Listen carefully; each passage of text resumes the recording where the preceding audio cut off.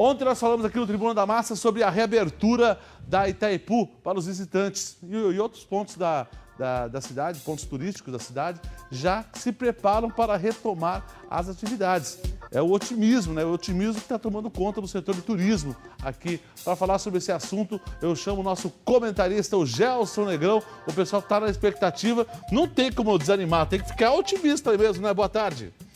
Boa tarde, Luciano. Boa tarde, amigos do Tribuna da Massa. Olha, se tem uma coisa que sobra para esse pessoal da área de turismo é otimismo, e eu acrescentaria outro elemento importante aí: tenacidade. Tenacidade é para não dar moleza para a situação. A pós-pandemia, ou o que será o pós-pandemia, já está no radar do trade turístico. É óbvio, Luciano, que vai ter que ser uma retomada gradual, gradativa e, obviamente, que planejada. Há aspectos importantes a serem considerados. Por exemplo, os últimos 43 dias, a gente teve aí 3 movimentos que impactaram ainda mais o segmento. Todo mundo se lembra que no dia 10 de junho, aniversário de Foz do Iguaçu, houve uma retomada do turismo, a gente comemorou, ainda era um processo bem gradativo, mas acabou não durando muito.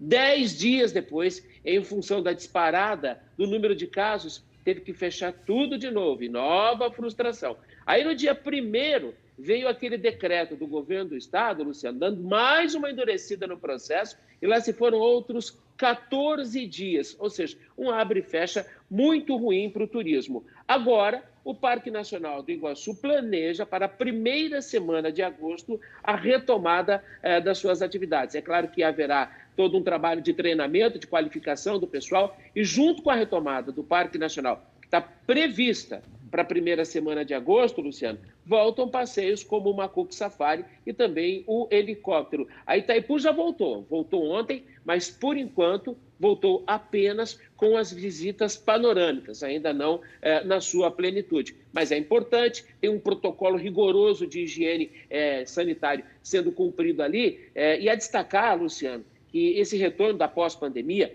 ele vai ter que ser gradativo. Porque nós temos, em Foz do Iguaçu, 3 faces diferentes do turismo.